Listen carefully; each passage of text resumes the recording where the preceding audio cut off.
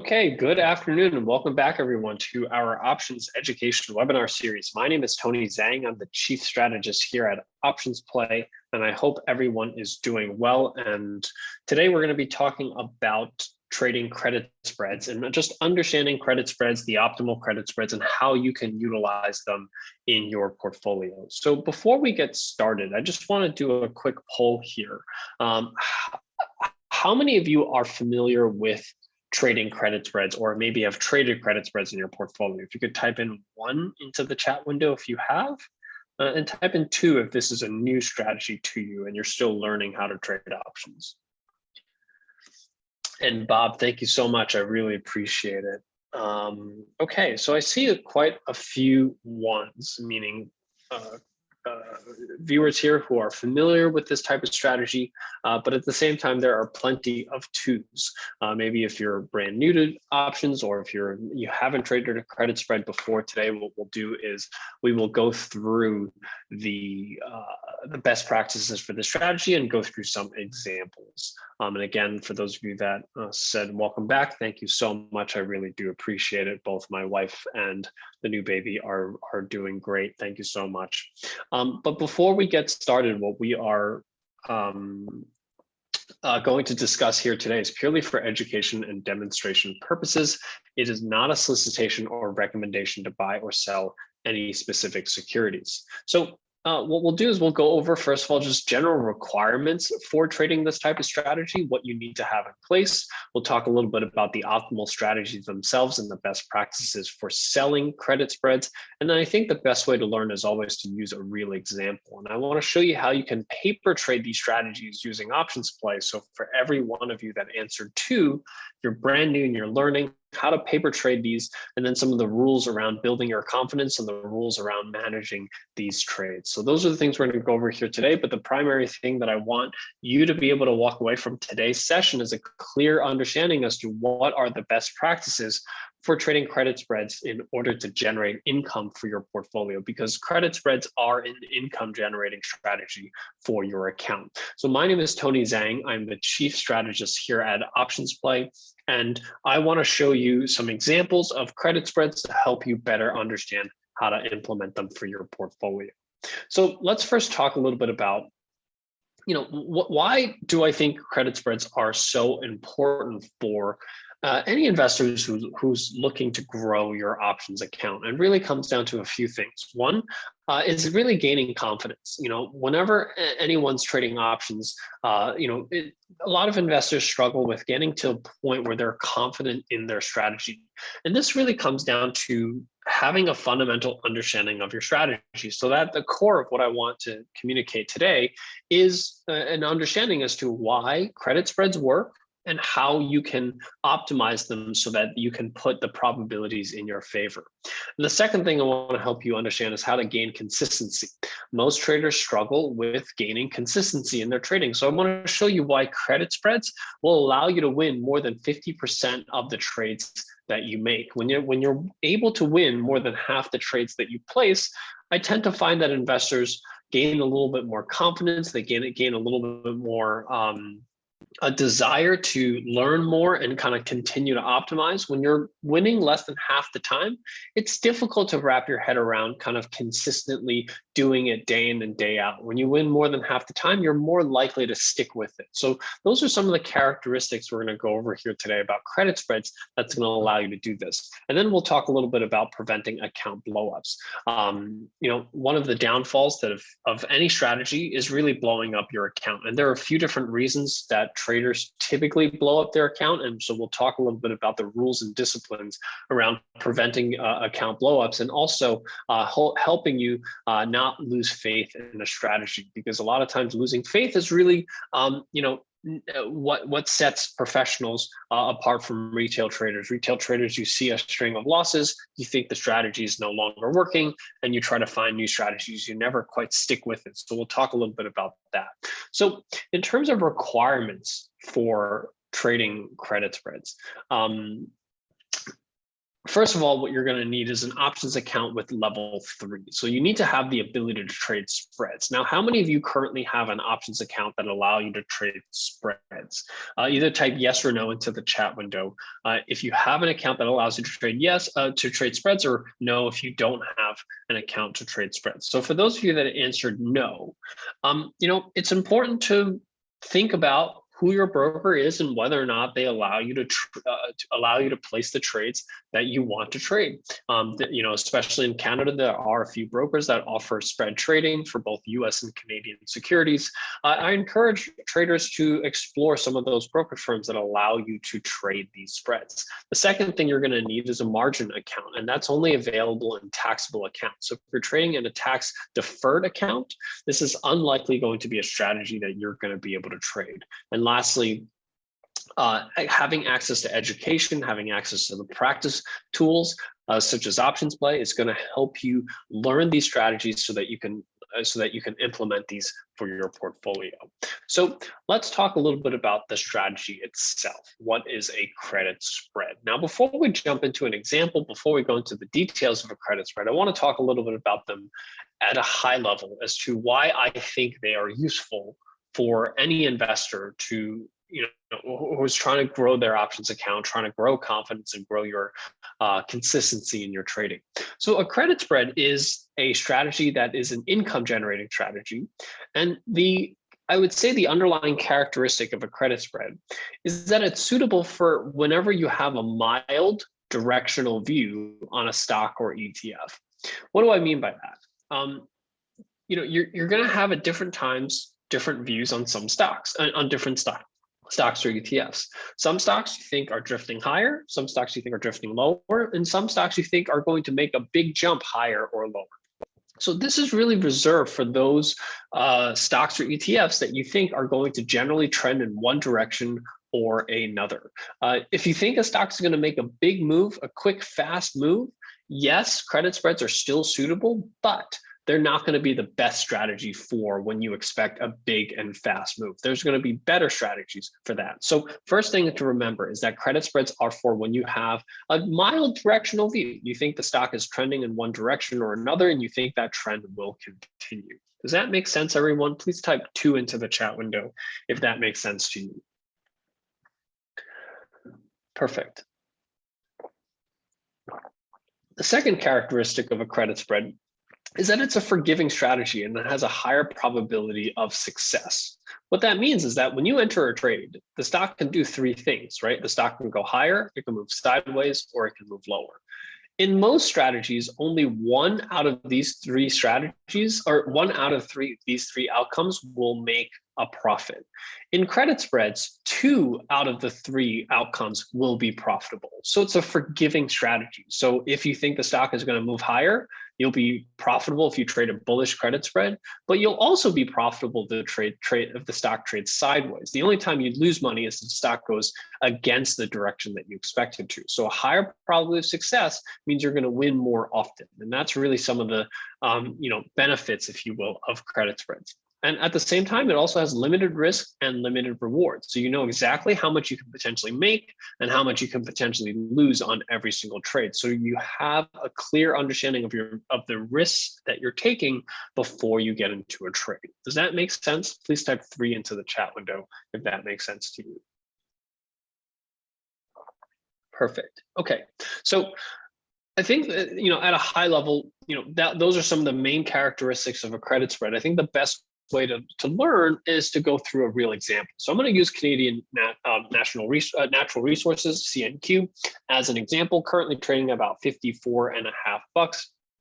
And CNQ has largely been range bound for a bit of time, but in a largely overall bullish trend here for CNQ. So I don't have a strong view on this particular stock. It doesn't report earnings for another 85 days, but I generally see this as in a bullish trend. It has a relatively strong, strong relative strength, meaning it's outperforming the market, and it continues to trend in an upward direction. So maybe we want to take a look at a bullish credit spread. So what does the bullish credit spread on CNQ, which is currently trading at 54.50, look like? So I'm just going to show you the optimal credit spread first, and we're going to come back to understand why we chose these specific expiration dates and strike prices.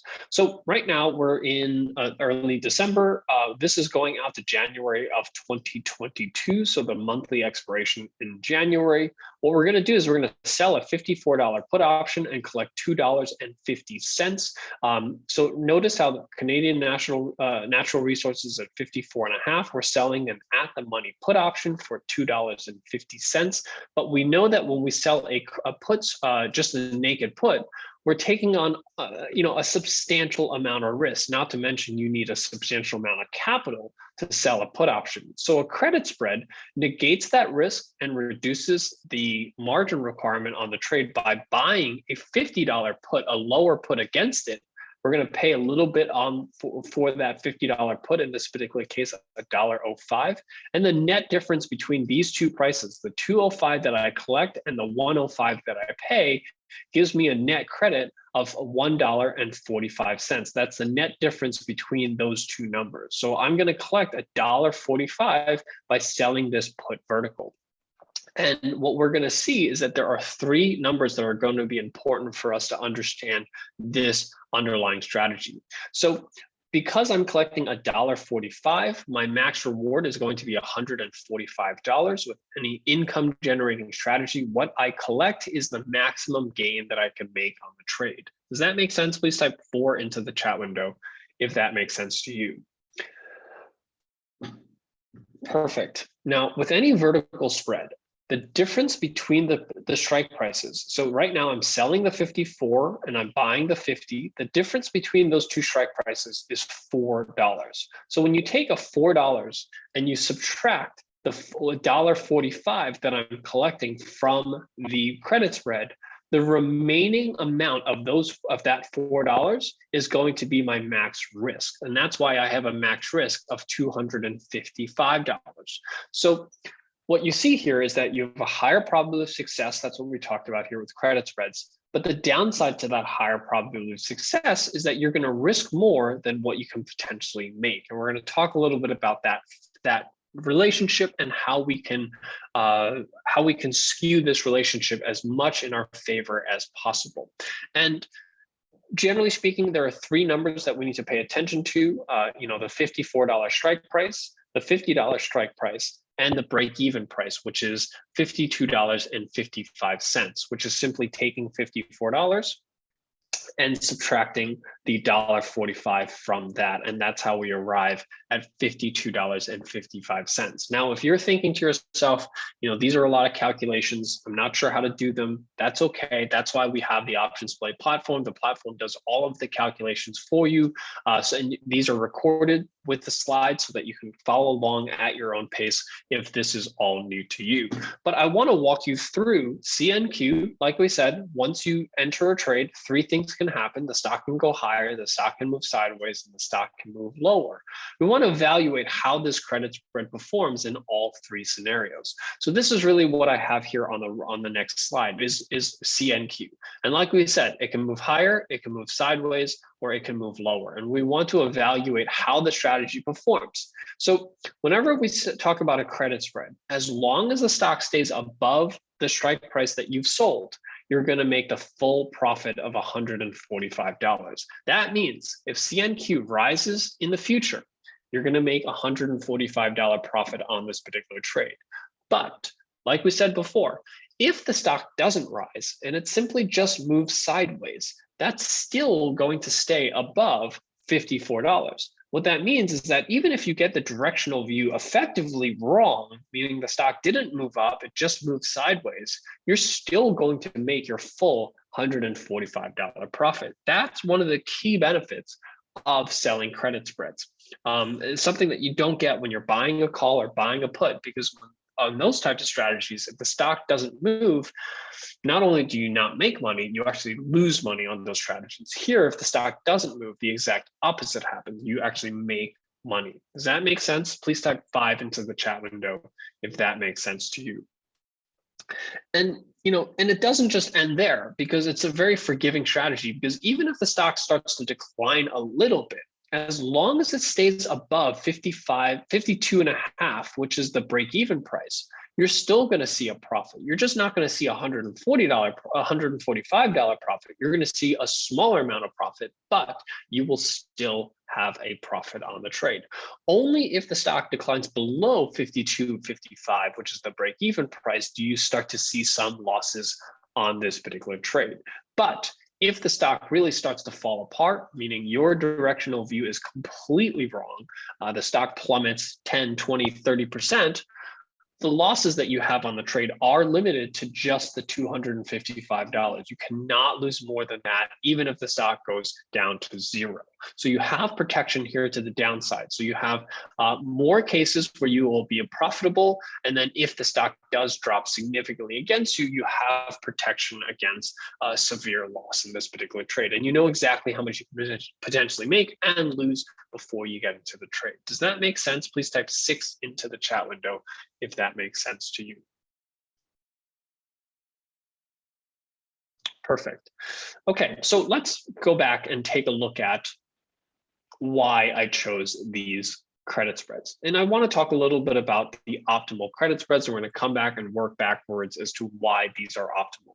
So based on our research, the optimal credit spread is going out about 45 days to expiration. That's why we chose the January 2022. It's about 44 days from expiration.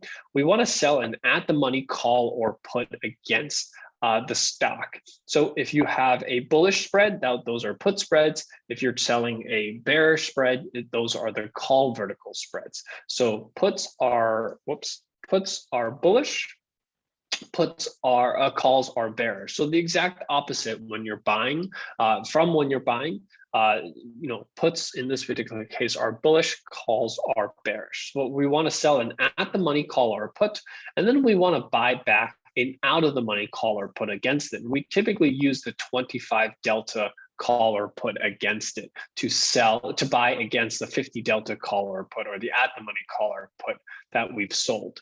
And the general rule of thumb here is depending on your account size, especially if you're working with a small account, we typically suggest sticking with stocks under $50.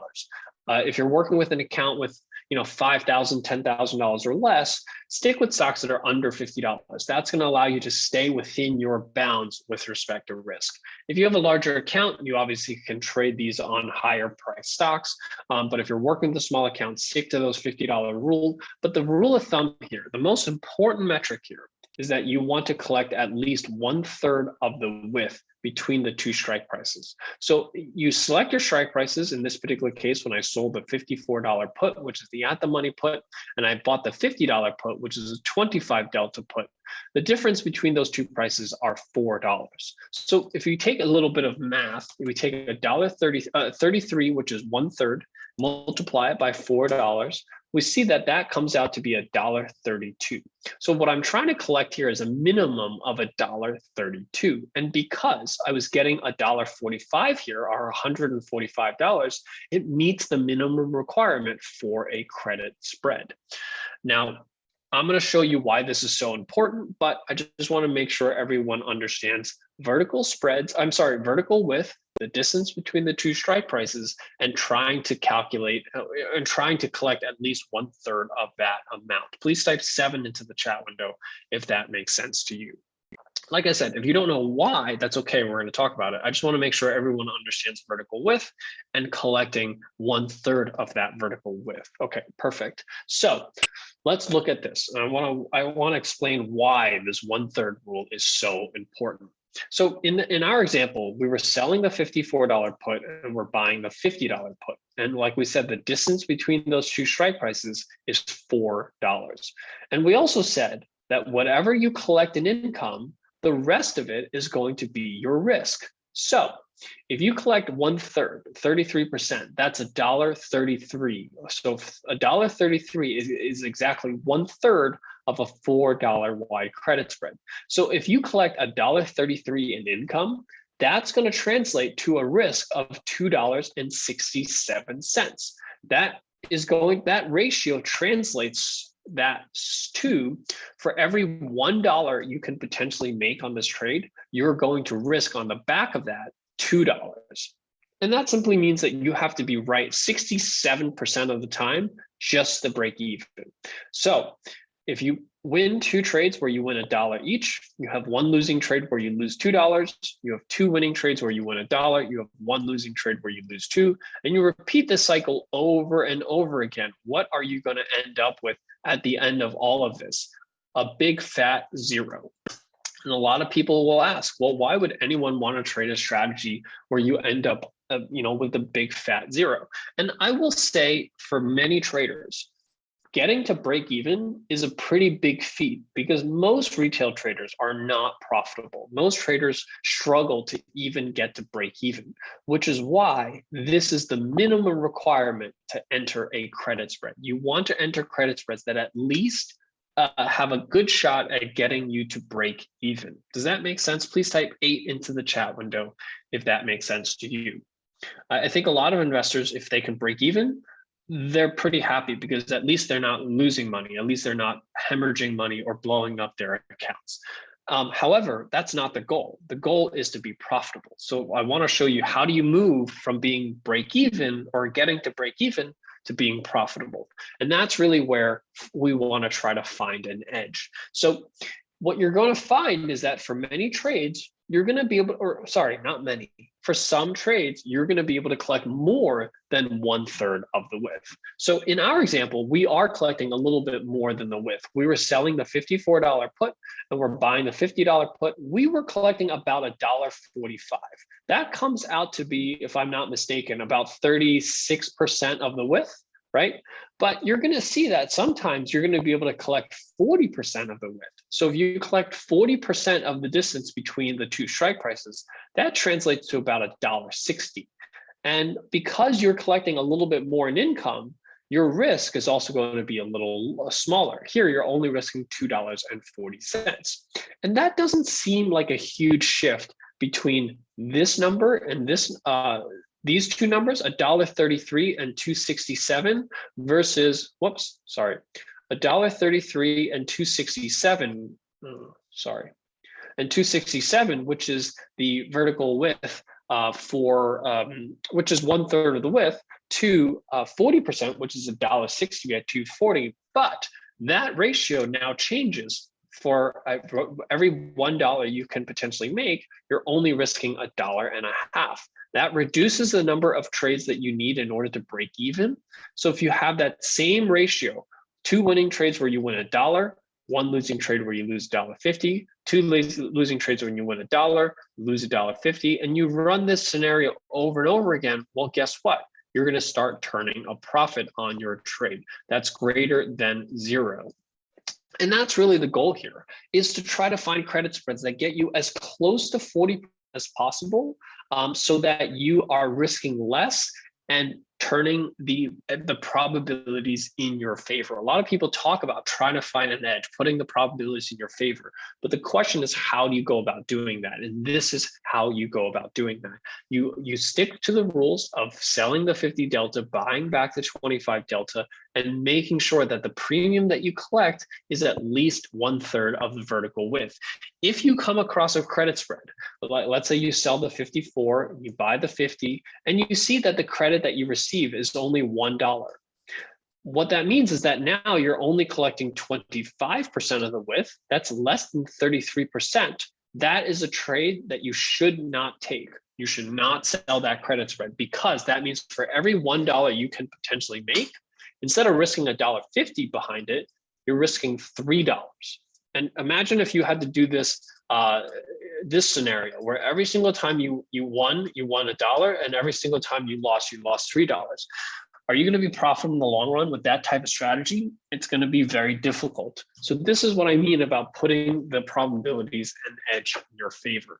Sticking to the minimum 1/3 rule, but actually trying to find trades that are higher than 1/3. That's how you're going to be able to put the probabilities in your favor. Does that make sense? Please type 9 into the chat window if that makes sense to you. Perfect. Okay, so we talked about getting into a credit spread, finding a credit spread, the rules around them. The rule is really simple. Enter credit spreads that collect a minimum of 1/3 of the width. when it comes to exiting this trade, we've also done a lot of back testing, a lot of research. There are three possible, based on our research, there are three optimal exits for a credit spread.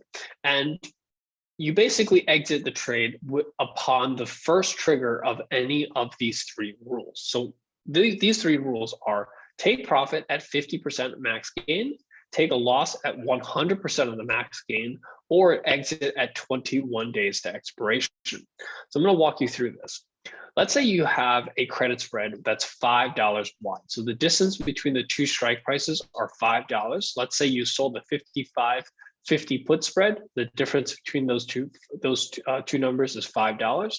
And let's say you're collecting $2 for it. That's 40% of the vertical width. So you collect $2 on a $5 wide credit spread.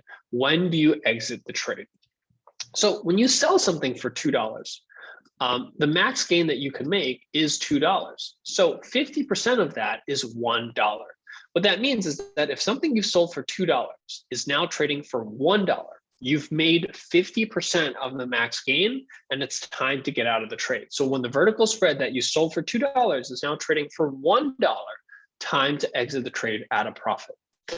Vice versa, if you sold something for $2 and the trade starts to go against you, that means the value of the option is increasing. And if it increases up to $4, that's going to be a loss of $2, which is 100% of the max gain, because the max gain is $2 on the trade. So if you sold something for $2, now trading at $4, you've lost 100% of the max gain. Time to cut your losses and get out of the trade. Don't continue to hold on to that trade.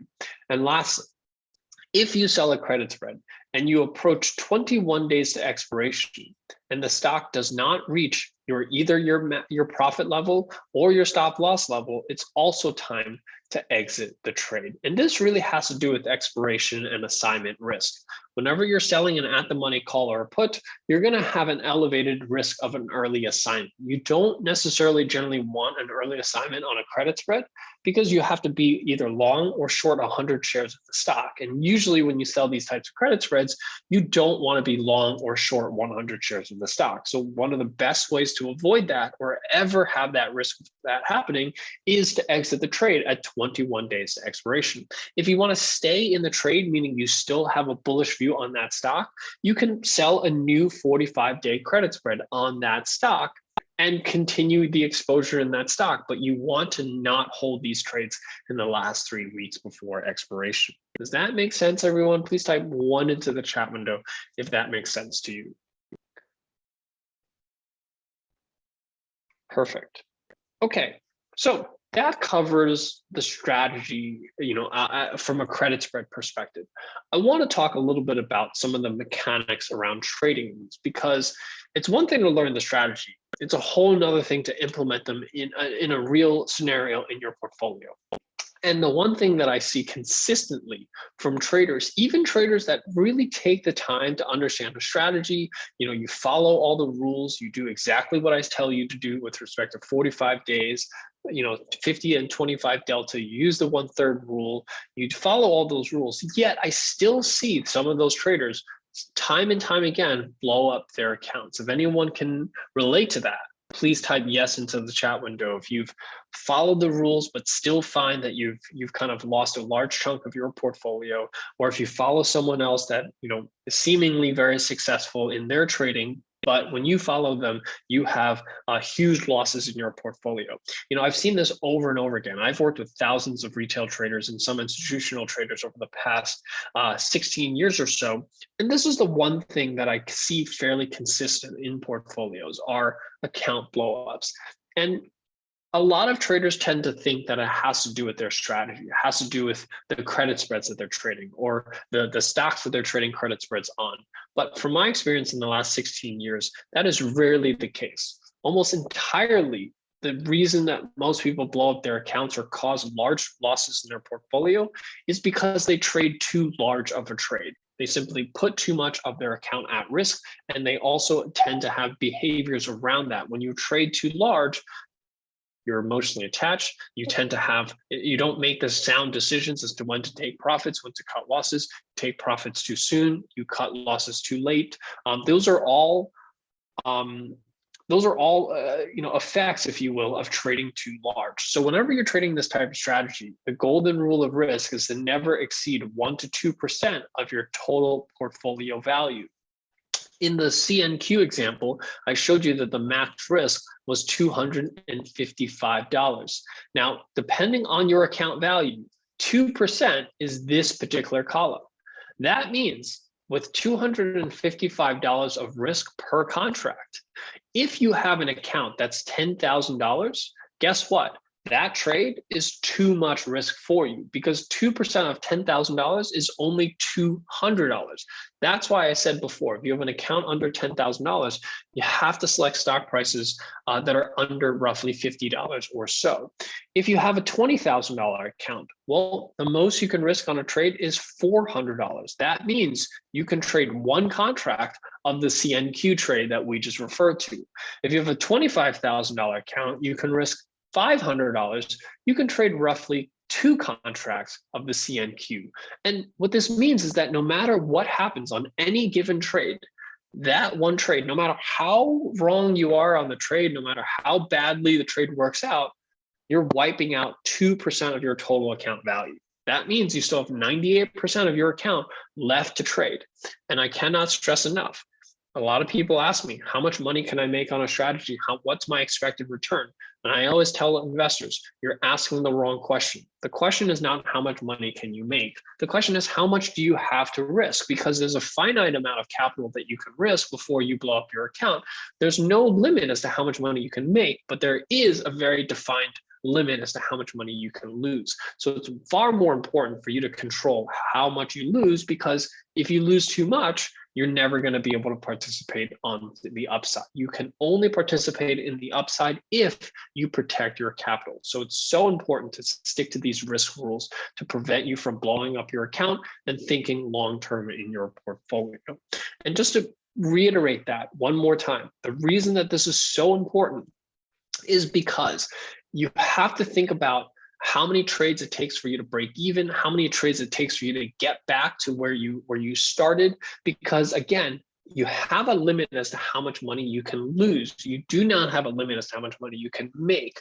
But if you blow up your account, you cannot participate on that upside. And just to show you, this is assuming that you have 7 consecutive losing trades in a row. And a lot of people think that having 7 consecutive losing trades in a row is somewhat unlikely. But I don't have quite enough time to show you today, but if you make about 200 trades in a year, a lot of people assume to have 7 consecutive trades and losing trades in a row, your chances of that are about 0.7%. If you do the math, a lot of people will say, 50, if you have a 50% win rate, to lose 7 consecutive trades in a row, a lot of people will say that this has about a 0.7% chance of happening. But statistics actually shows us that if you're making 200 trades a year, the actual probability at some point of losing 7 consecutive losing trades in a row is actually close to about 50%. So you have about a 50-50 shot that if you're making 200 trades in a row, at some point during that year, you're going to come across 7 losing trades in a row. So it's important to understand just reality of what statistics are and understanding how that affects your portfolio. Because if you risk 5% of your total portfolio on every single trade, and you come across that string of 7 losing trades in a row, you're going to blow up 35% of your total portfolio.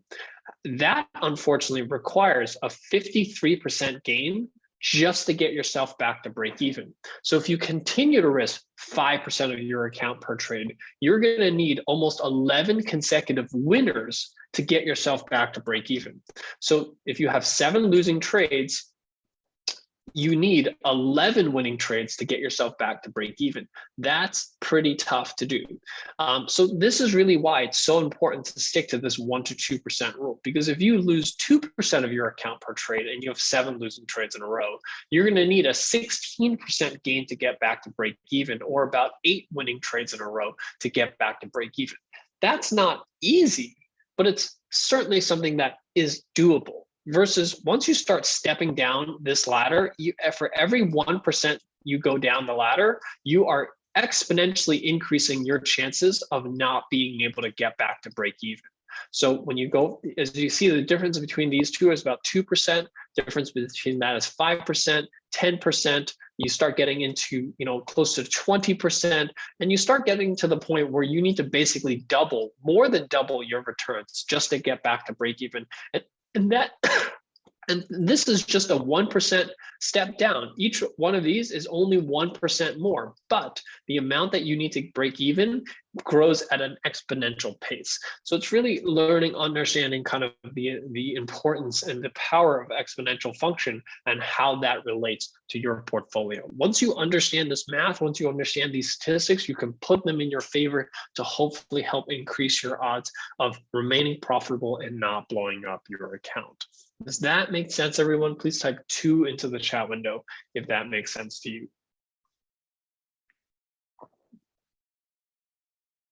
Perfect. So just to summarize what we went over here today, what you want to do is you want to trade simple and trade small. I tend to find that credit spreads are, while they're considered a complex strategy, they're somewhat simple because you know how much you can potentially make, you know how much you can potentially lose, you can plan around that. And the more important thing is that you trade small, use the 2% rule. As far as trading these credit spreads, understand that you can have an edge. You're not going to always be able to find it, but those are the ones that you want to focus on. When you're able to collect close to 40% of the vertical width, you're going to have an edge. And if you learn how to read the charts, meaning if you learn to see how a stock is trending higher or lower, that's going to help improve your odds of success on that trade. And lastly, hone your skills, paper trade these strategies and trade them often, because the more often you trade them, the more familiar you're going to get, the faster you're going to be able to react to opportunities in these markets. Because when you find trades that collect close to 40%, those opportunities typically don't last for too long. So you don't want to, have to learn on the fly as to whether strategy is suitable for you. You want to be able to be well-versed in these types of strategies, so when those opportunities come up and they align with the directional view that you have on that underlying stock or ETF, you can be confident in pulling the trigger and executing those types of strategies. So with that, that covers what I wanted to share with you here today. I hope that this was helpful in giving you a whole review of credit spreads as a whole, what are the best practices, and also more importantly, how you can really gain some confidence in your trading with these types of strategies for your portfolio. So with that, what I'm going to do is I'm going to open this up for Q&A. There is both a chat window and a Q&A section. If you don't mind, for anyone who has any questions, please type your questions into the Q&A section, and I'll take a few minutes to answer your questions before I have to sign off for today. So again, thank you so much for your time here today. I hope that this was helpful in giving you a better understanding of these strategies, and hopefully for those of you that are new, some awareness around the types of strategies that you can trade for your portfolio.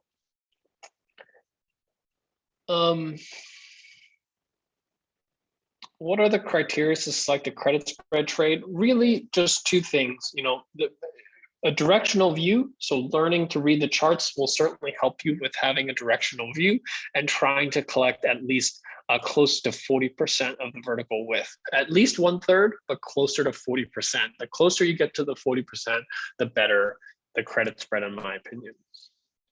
Can you please quantity the percentage, the difference between a big and small move, which determines the use of a debit or a credit or debit spread? Great question. The question is, when should you use a debit or when should you use a credit spread? So, the way you want to think about it is not necessarily in the size of the move, but more in terms of whether or not you have a catalyst. Because debit spreads require the stock to make an outsized move. It's not even just a big move. It has to be a move larger than what the market is expecting. And usually that happens when there's some type of catalyst, like earnings, a product release, news related to, and obviously you can't predict what the news of the future is going to be, but when you expect that something out of the ordinary is going to happen, that is typically when you want to use a debit spread. When you don't have an earnings announcement, when you don't have a catalyst, you just see a directional trend, that is the better time to use a credit spread. So hopefully that answers your question. If a credit spread costs $9.99 in commissions to get in and $99 to get out, what does that do to the economics of the strategy in the account for, say, less than $10,000?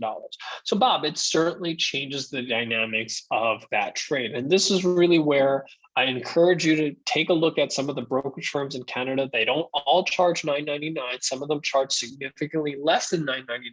That's going to change the economics of this trade, because I do agree, if you're paying $20 round term, and you can only trade one contract with the $10,000 account, it does significantly change the economics of the trade.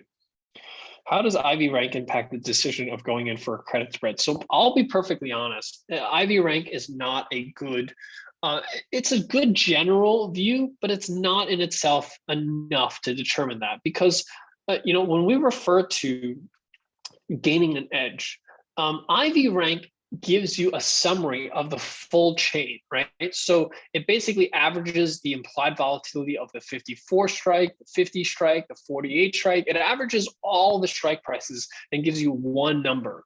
But in reality, what you're really seeking in this type of trade is you want to sell an option with very high implied volatility and then buy an option with very low implied volatility. And IV rank simply is not, IV rank smooths out that noise because it's averaging all of the strike prices to give you a sense for what the overall average of all strike prices are. So IV rank, not a great indicator. If you have access to individual implied volatilities or implied volatility skew, meaning the difference between an at the money option and an out of the money option, that's a far better metric to give you a sense for whether or not it's the best or optimal time to sell a credit spread. But also the 40% rule, the 1/3 rule is to do that, because when you do have options that have high implied volatility, then you're selling, and low implied volatility you're buying, that is what actually gives you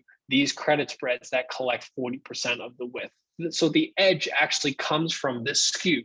So you can look for it, or you can just simply look at what percentage of the vertical width you're collecting. The closer you get to 40%, the better the skew is for the credit spread. Hi, I'm not sure I understand how you can make money with your 50% profit get if you lose 100% of the risk. So Francois, it comes down to winning more often than losing, right? So meaning you want to have the directional view. Like I said, 2 out of the 3 scenarios, you're going to be profitable, right? So if the stock moves higher, you're going to make 50%. If the stock moves sideways, you're going to make that 50%. If the stock moves a little bit below against you, you're going to make some profit. You might not make the full 50% profit, but you can make some profit. And only if the stock declines significantly are you going to lose that 100%. So it comes down to also at the same time finding stocks that are trending in a direction reliably. So it's not just the credit spread itself that's going to be profitable. It also has to rely to some degree on your directional view. If you're able to pick stocks that are trending in a direction more reliably, you're going to be more profitable.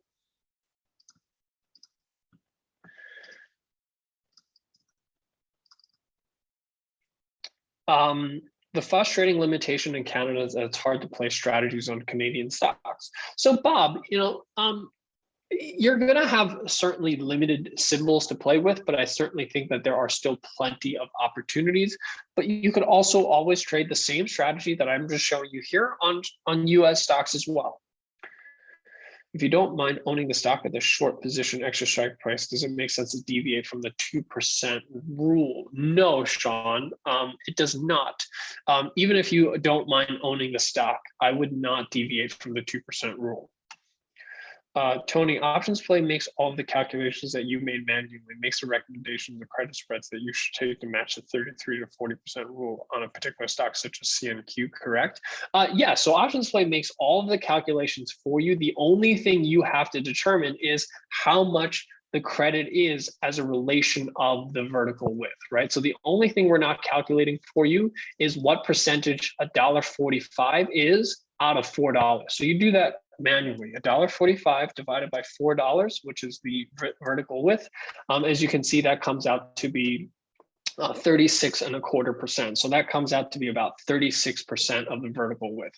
So that's the only thing that you have to kind of calculate on your own. Other than that, every other calculation is done for you. Any other questions?